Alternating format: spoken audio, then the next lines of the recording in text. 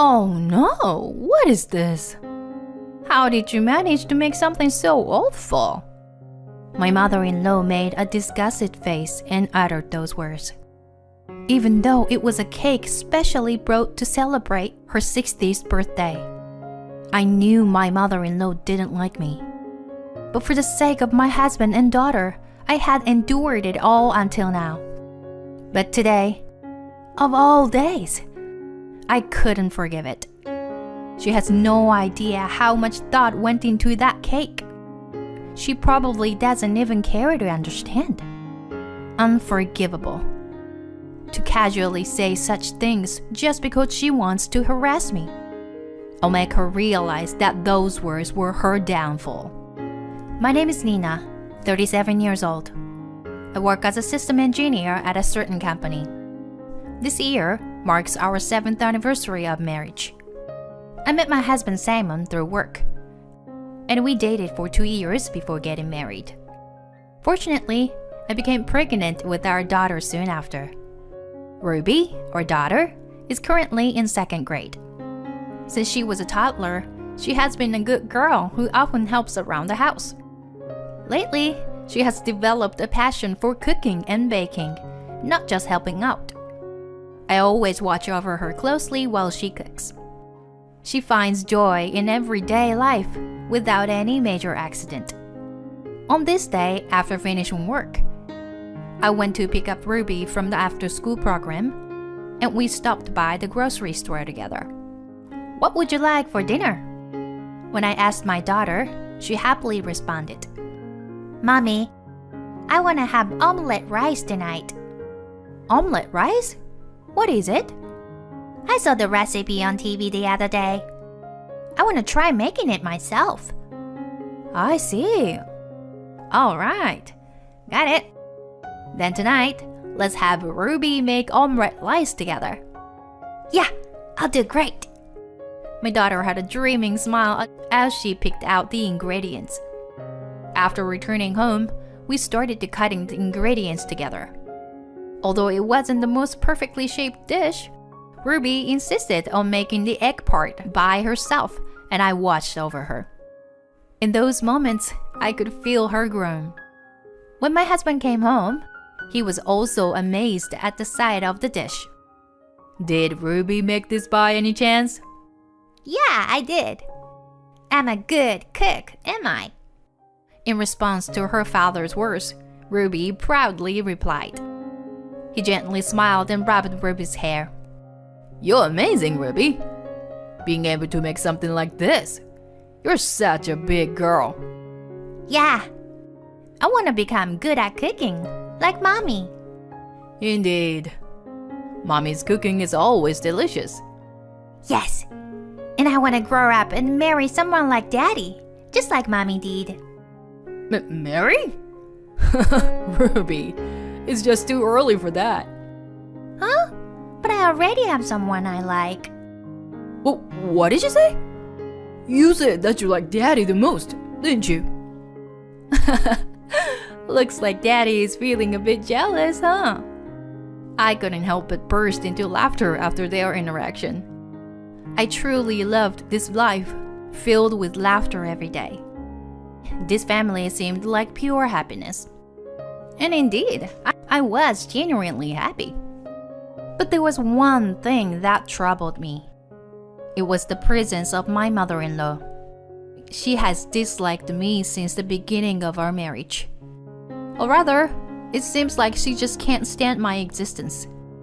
She can't accept the fact that her only son married me, and we live a happy life every day. When I first met my mother-in-law during the marriage introduction, there didn't seem to be any concerns. I thought she was a kind and gentle person, but in reality, she turned out to be completely different. Back then, my mother-in-law was merely playing the role of a good parent. After getting married, her true nature emerged, and it was truly hell. Whenever I visited my in-law's house, my mother-in-law would say sarcastic remarks to me behind my husband and father-in-law's back. When Ruby was in my belly, my mother-in-law laughed mockingly and said, Nina, aren't you ashamed of being so chubby? For a moment, I couldn't believe my ears, but I composed myself and responded calmly. Huh, have I gained that much weight? Well, the doctor did say that I should gain a bit more weight, so... You have no awareness as a mother, do ya? Don't you understand that if a parent is chubby, it can have a negative impact on the baby in the belly? Well, but I get regular checkups and the baby is healthy. Huh. I mean, it's no good for you to talk back to me like that. It's pitiful that someone like you is the mother. The baby in your belly deserves better. At that time, I was pregnant, and my mental state was quite unstable. The words, "the baby deserves better," from my mother-in-law kept bothering me, and it weighed heavily on my chest. Am I really a bad mother? Like she says? Is it pitiful for the baby that I become a mother? All I wanted was for this baby to grow up healthy. As I questioned myself, I was tormented by these thoughts. Since it was my first pregnancy, I was cautious about various things from the early stages. I avoided raw food and food that was not completely cooked. I continued working, but avoided overexertion and made sure not to expose my body to extreme cold. I had nutritious meals and engaged in moderate exercise. For me, who was doing my best for the sake of my baby, my mother-in-law's words were deeply hurtful. Fortunately, I safely gave birth, but I couldn't help but wonder what kind of sarcastic remarks she would have made if something had happened to my daughter. Just thinking about it sent shivers down my spine. The only relief was that my mother-in-law didn't care about the gender. It was fortunate not to be subjected to comments like, "Useless daughter-in-law who can't give birth to a boy." Even now, my mother-in-law truly adores my daughter. Whenever we visit at my in-law's house, she always prepares toys and sweets. My daughter Ruby is also very fond of my mother-in-law, and just the other day, she said something like this. "Hey, Mommy, when are we gonna visit Grandma next?" I'm not sure. Maybe soon. It's just that Daddy's schedule is... No, I want to see Grandma and Grandpa. Well, yeah. Oh, I know. Ruby, shall we call Grandma right now? Yeah, let's do it. Reluctantly, I dialed my mother-in-law's number on my phone. After a few rings, she answered. What is it? My mother-in-law responded coldly. It's been a while. Is it a good time for you? What? I'm busy now, you know. I'm sorry, but Ruby wants to talk to you. Ruby? Fine. Let her talk. Pass the phone to her. Oh, okay. Here she is. As soon as I mentioned my daughter's name, her attitude noticeably changed. While I appreciate that she does on my daughter, as a daughter-in-law, it's quite complicated for me. I handed my phone to my daughter, and she started talking with a smile. Hi, Grandma! Just as my daughter called out, my mother-in-law's high-pitched voice resonated through the phone. She seemed to be enjoying the conversation with my daughter. After a while, my daughter handed me the phone. Taking the phone from my daughter, I said, Thank you very much for taking the time for her. Ruby is really happy. Well, I don't want to hear your voice though. Oh, but I have one thing to say. Come to our house next Sunday. Huh? What? You didn't forget, did you? Next Sunday is my birthday. It's only natural for you to come and celebrate, right? Oh, yes, I understand. I will come. Get yourself together, will ya? This is why you are an useless daughter-in-law. She abruptly hung up the phone, leaving me with nothing but a sigh. Meanwhile, my daughter happily jumped into my arms. Hey, Mommy. Grandma's birthday is coming up soon, right? Yes, that's right. Grandma will be turning 60 this time, so it's a very special birthday. Then, Mommy, let's make a cake for Grandma. A cake?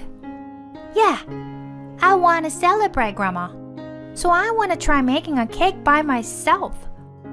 Good idea. Then Mommy will help you too. Let's look up the recipe and try making it together. Although I had some reservations about going to my in-laws' house, we decided to make a cake at my daughter's request.